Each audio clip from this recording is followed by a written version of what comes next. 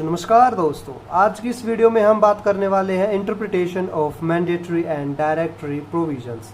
तो सबसे पहले देख लेते हैं गाइज हम इसका introduction. In Indian law mandatory provisions are those that must be strictly complied with, while directory provisions are those that are flexible and cannot be complied in within a relaxed manner। यानी कि जो mandatory provisions है हमें उनको follow करना ही करना है, हमें उनको एक स्ट्रिक्ट सेंस के अंदर जो है लेंगे। और वहीं पर अगर हम बात कर लेते हैं यहाँ पे डायरेक्टरी प्रोविजंस की, तो वे थोड़े फ्लेक्सिबल होते हैं नेचर के अंदर, हमें ऐसा हार्ड रूल नहीं है कि फॉलो करना ही करना पड़ेगा, ठीक है, वे थोड़े फ्लेक्सिबल होते हैं guys.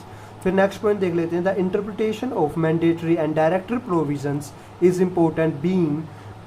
important because failure to comply with a mandatory provisions can result in legal consequences, while failure to comply with a directory provisions generally does not। यानी कि इंटरप्रिटेशन अगर हम करते हैं मैंडेटरी प्रोविजंस की, तो उसका सिंपल सा मतलब ये है कि अगर हम उसको फॉलो नहीं करेंगे तो हमें हमारे ऊपर कुछ सीवियर लीगल एक्शंस लिए जा सकते हैं, उसके कुछ सीवियर लीगल कॉन्सिक्वेंसेस हो सकते हैं। वहीं पर अगर हम बात कर रहे हैं डायरेक्टरी प्रोविजंस की, तो उसके ऊपर हो भी सकते हैं, नहीं भी हो सकते, लेकिन हम जर्नली अगर हम देखते हैं तो एज सच कोई लीगल कॉन्सिक्वेंसेस नहीं लिए जाते हैं, जो कि कुछ हार्ड एंड फास्ट रूल हो। अब इसके बाद हम बात कर लेते हैं मीनिंग ऑफ मैंडेटरी प्रोविजंस। तो मैंडेटरी इनेक्टमेंट्स और statutes mean such statutes whose provisions are required to be followed as they are. Their performance can neither be avoided और nor can be constructed, they can not be ignored also. यानी कि mandatory इनेक्टमेंट्स वे इनेक्टमेंट्स होती हैं, वे statutes होते हैं, वे provisions होते हैं जिन्हें हम फॉलो करते ही करते हैं, हमारे पास और कोई ऑप्शंस ही नहीं है कि हमें उसे फॉलो ही करना पड़ेगा, यही एक ऑप्शन है। जैसे कि अब हम क्राइम में बात कर लेते हैं, मर्डर क्या एक मैलिसेंसी है कि क्राइम इन इट सेल्फ है। तो यहाँ पे क्या मैंडेटरी प्रोविजंस अगर हम वैसे देखें एक जर्नल सेंस के अंदर कि किसी भी इंसान को मर्डर नहीं करना चाहिए, तो ये मैंडेटरी प्रोविजंस अगर कोई बंदा करेगा तो उसको हार्ड मतलब कह सकते ग्रीवियस कॉन्सिक्वेंसेस जो है फेस करने पड़ेंगे। तो मैंडेटरी प्रोविजंस होता ही एक सोसाइटी में कि आप ऐसे सीवियर क्या कहते हैं क्राइम ना करें, ठीक है। अब हम बात कर लेते हैं मीनिंग ऑफ डायरेक्टरी प्रोविजंस। अब डायरेक्टरी प्रोविजंस इनेक्टमेंट्स और statutes mean such statutes which are not required to be follow as they are. Their performance और non performance depend upon discretion.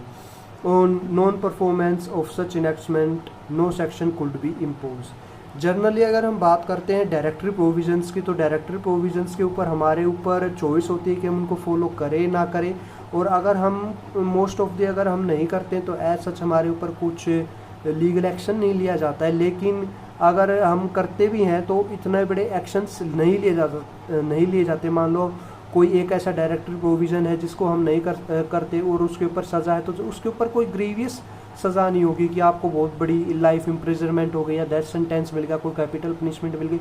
वहाँ पे बहुत ही सिंपल पनिशमेंट होगी, कोई थोड़ा बहुत फाइन वगैरह हो गया इस टाइप में।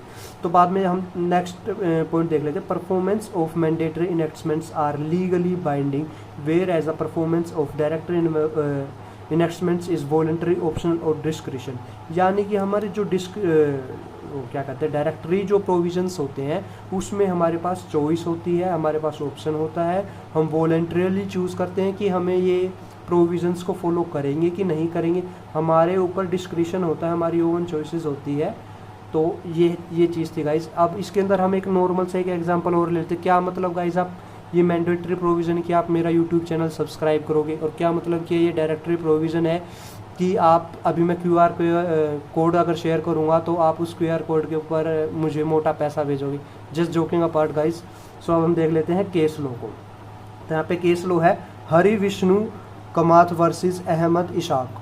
The meaning of mandatory and directory enactments was clarified and it was said that it is compulsory to strictly and literally perform mandatory enactments, whereas the performance of directory enactments is volunteer and discretionary.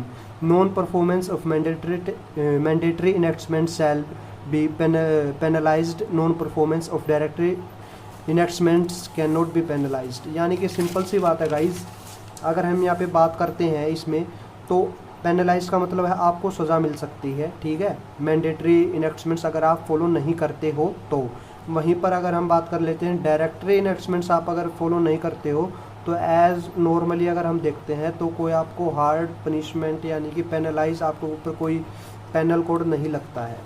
तो guys यही बातें जो ऊपर थी वही बातें repeat हो रही हैं, जस्ट बिकॉज यहाँ पे एक केस लो है उसके अंदर ये वही सेम बातें रिपीट हो रखी हैं, तो आप वही सेम बातें रिपीट कर सकते हो, लेकिन आपको यहाँ पे केस लो को याद करना है। ठीक है गाइज, अब एक और केस लो है यहाँ पे जगन्नाथ वर्सेस जसवंत सिंह।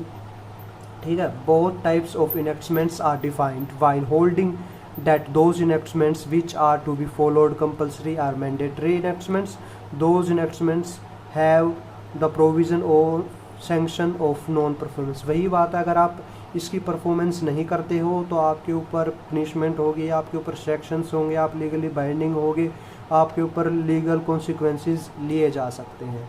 अब हम अगला एक और केस देख लेते हैं, Punjab corporation bank limited Amritsar versus commissioner of income tax Lahore 1940, यानी कि पार्टीशन और इंडिपेंडेंस से पहले का केस है। तो Privi council held that the mandatory enactments are capable of being strictly followed where the directory enactments could not be sufficient to perform summarily। वही same बातें रिपीट हो रही हैं गाइस। अब हम देख लेते हैं डिटर्मिनेशन ऑफ मैंडेटरी और स्टैट्यूटरी प्रोविजंस। सबसे पहले language of the provision. Guys, the language used in the provision itself is often the starting point for determining whether it is mandatory or directory. If the provision use words such as shall or must, it is likely to be mandatory, while provisions that use words such as may or should are generally directory provisions. तो guys यहाँ पे क्या था, जो language है provision की उसके ऊपर काफ़ी ज़्यादा डिपेंड करता है कि ये मैंडेटरी प्रोविज़न है कि वो क्या कहते हैं आपका अरे यार मैंडेटरी प्रोविज़न है कि डायरेक्टरी प्रोविज़न है। तो अब हम देख लेते हैं मैंडेटरी प्रोविजंस के अंदर ना ऐसे वर्ड यूज़ होंगे जैसे कि मस्ट और शैल, यानी कि आपको करना ही करना है, आपके पास और कोई चॉइस नहीं है यहाँ पे। अगर आप नहीं करोगे तो आप लीगली बाइंड और आपके ऊपर लीगल कॉन्सिक्वेंसेस होंगे उस चीज़ के। और वहीं पर अगर हम डिक्शनरी डायरेक्टरी प्रोविजंस की अगर हम बात करते हैं तो मे और शुड, यानी कि आपके डिस्क्रिशन के ऊपर डिपेंड करता है कि आप उन्हें कुछ मतलब फॉलो करोगे ना करोगे। बाकी गाइज ये जो वर्ड है ये कोई हार्ड एंड फास्ट रूल नहीं है, बट जर्नली यही होता है कि जहाँ पे मे और शुड होता है वहाँ पे डायरेक्टरी प्रोविजंस होते हैं, और जहाँ पे मस्ट और शैल होता है वहाँ पे होते हैं मैंडेटरी। यहाँ पे केस है Nasruddin and others versus Sitaram Agarwal. Guys Agarwal की स्पेलिंग ठीक है, बट जो साउथ की साइड जो अग्रवाल यूज़ होता है उसमें डबल जे नहीं होता है। ठीक है, तो ये केस लो की जो स्पेलिंग है उसमें कोई मिस्टेक नहीं है। बाद में supreme court also decided that the mandatory or directory nature of any statute could be determined by 2 points: the language of the statute and the intention of the legislature। जो legislature ने जो act बनाया है, कोई भी act बनाया है, उसके अंदर जो ये प्रोविजंस यूज़ किए जाते हैं जैसे मे प्रोविजन, सेल प्रोविजंस, यानी कि कहने का मतलब मैंडेटरी और डायरेक्टरी जो प्रोविजंस यूज़ किए जाते हैं उसकी इंटेंशन को देखा जाता है, प्लस में इसकी लैंग्वेज को भी देखा जाता है स्टैट्यूट की। तो अब हम यहाँ पे कुछ वर्ड्स हैं उनके यूजेस देख लेते हैं। सबसे पहला हम सेल यूज़ को देख लेते हैं। सेल एक मैंडेटरी प्रोविज़न सबसे पहली चीज़, और यहाँ पे केस है, किस केस में बताया गया, state of Uttar Pradesh versus Baburam. ठीक है, इस केस के अंदर बताया गया था। बाकी ये मैं पहले बता रहा हूँ कोई हार्ड एंड फास्ट रूल नहीं है, ये intention of the legislature plus में लैंग्वेज दोनों के ऊपर डिपेंड करता है, लेकिन जर्नली यही होता है गाइज।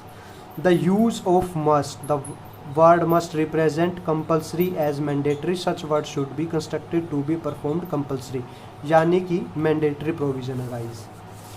अब हमें एक और देख लेते हैं, there is no place for discretion, यानी कि वहाँ पे कोई डिस्क्रिशन की प्लेस नहीं है, मतलब भी क्या है, लीगली बाइंडिंग है। The use of it must be lawful, इसके अंदर भी गाइस एक मैंडेटरी प्रोविजन। अब हम केस देख लेते हैं, Julius versus Bishop of Oxford. Lord Blackburn says that the word it shall be lawful are not ambiguous। ambiguous का मतलब वहाँ पे कोई भी confusion नहीं है। there is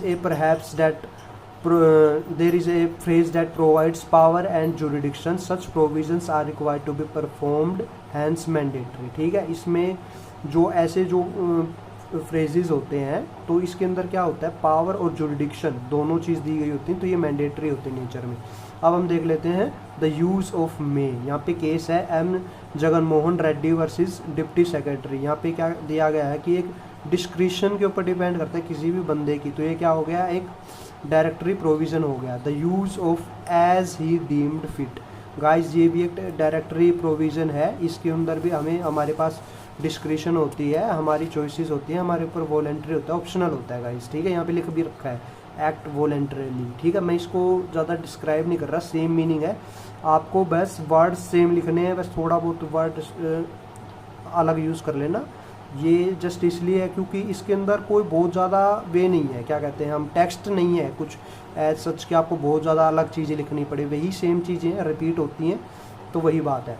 आपको अब नोट करना है, देखो the use of the word that are mentioned above are not absolute rule, but we must need to look over the intention of legislature and case as well. हम case facts भी देखने हैं और intentions भी देखने हैं। अब guys हम सेकंड पॉइंट देख लेते हैं, इंटेंशन ऑफ लेजिस्लेचर, कि लेजिस्लेचर की क्या इंटेंशन थी उस एक्ट को, उस स्टैट्यूट को, उस प्रोविज़न को बनाते वक्त। तो यहाँ पे केस है राजा बुलंद sugar corporate limited versus municipal board Rampur 1964। A constitution bench of Supreme Court held that the intention of the legislature and judicial mind with courts can also be relevant factor in determining whether it is mandatory or directory along with the case facts. If the legislature clearly indicates the provisions to be mandatory, court are likely to interpret it as such manner. यानी कि simple सी बात है, अगर जो legislature है उन्होंने इस तरीके से उस स्टैट्यूट में दिखा रखा है कि हमने, हमारा मोटिव इस चीज़ के पीछे, हमारा इंटेंशन इस चीज़ के पीछे एज सच थी कि ये मैंडेटरी आपको फॉलो करना चाहिए, तो आप उसको मैंडेटरी फॉलो करोगे। अगर कोर्ट ये कह रहा है कि हमारे इसके पीछे इंटेंशन ये थी कि आप कि ऊपर वॉलेंटियरली है, ये ऑप्शन है, आपकी डिस्क्रिशन के ऊपर डिपेंड करता है, तो गाइज ये हो जाएगा आपका क्या कहते हैं, डायरेक्टरी प्रोविज़न, ठीक है। बाद में अब गाइस आ जाता है purpose of the provision. The purpose of the provision can also be important factor in determining whether it is mandatory और directory. If the provision is design to protect fundamental rights और ensure public safety, for example, it is more likely to be mandatory. Guys मान लीजिए आपके जो purpose क्या था provisions का, एक तरीके से इंटेंशन ही है, लेकिन वर्ड दूसरे यूज़ किए गए हैं क्योंकि इसमें बहुत ज़्यादा कुछ है नहीं, लेकिन ये टॉपिक आता है 14 नंबर के आसपास या फिर 16 नंबर के आसपास, तो आपको लिखने के लिए चीज़ें चाहिए, इसलिए गाइज ये चीज़ें घुमा फिरा के ऐसे पॉइंट्स बनाए हुए हैं। बाकी इसके अंदर पॉइंट बहुत ही कम होते हैं, बहुत ही थोड़ा होता है, ये कह सकते हो आप, ये 2 पेज का टॉपिक होता है, लेकिन हमें किसी भी एग्ज़ाम पेपर के अंदर कुछ कहते हैं ना 100 to 200 वर्ड्स या फिर 150 वर्ड्स हमें लिखने ही होते हैं आंसर के अंदर, तो इसलिए इस वर्ड्स की क्वांटिटी जो है हमें एक्सपेंड करने के लिए मैंने इतने पॉइंट्स बनाए हुए हैं, ठीक है गाइस। अब हम 4th पॉइंट देख लेते हैं, consequences of non compliance. The consequences of non compliance with the provisions can also provide clues as whether it is mandatory और directory provisions. If the failure of to comply would result in serious legal consequences such as the invalidation of a contract or loss of a right, it is likely to be mandatory provisions. मान लीजिए आप किसी के साथ एक contract में आ जाते हो, कोई भी एक कॉन्ट्रैक्ट है आपका किसी दुकानदार के साथ हो गया, किसी भी एक प्रॉपर्टी डीलर के साथ हो गया, तो आपको उसको जो है ना कॉन्ट्रैक्ट को आपको फॉलो करना ही पड़ेगा, ये एक मैंडेटरी प्रोविज़न है। अगर आप नहीं करते हो तो आपको उसके कॉन्सिक्वेंसेस के लिए तैयार हो जाना चाहिए, जैसे कि डैमेज हो गया, फिर रिलीफ हो गया, वापस स्पेशल रिलीफ एक्ट के अंदर ऐसी चीज़ें होती हैं गाइस। अब हम देख लेते हैं conclusion. Guys, every law student पे मोर अटेंशन एंड कीन eyes on May and shall provision that is clearly the example of the importance of the mandatory and directory provisions. Guys, अगर आप में से कोई भी जुडिशरी की तैयारी कर रहा है या फिर कोई भी लॉ का स्टूडेंट है, तो उसमें यूजुअली ये चीज़ कही जाती है कि आपको बेयर एक्ट के ऊपर एक अच्छे से ध्यान देना है कि ये मे प्रोविज़न है कि शैल प्रोविज़न है। ये एक क्लियरली इंडिकेशन है कि मैंडेटरी एंड डायरेक्टरी प्रोविजंस कितने इम्पोर्टेंट टॉपिक्स है गाइस। तो गाइस यही था कंक्लूजन, आज की वीडियो यही थी। आई होप आपको चीज़ें समझ में आई हैं। मैंने शायद थोड़ा सा आसान बना दिया होगा टॉपिक्स। सो गाइज़ आप लोग मेरा यूट्यूब चैनल सब्सक्राइब कर सकते हो। Thank you guys.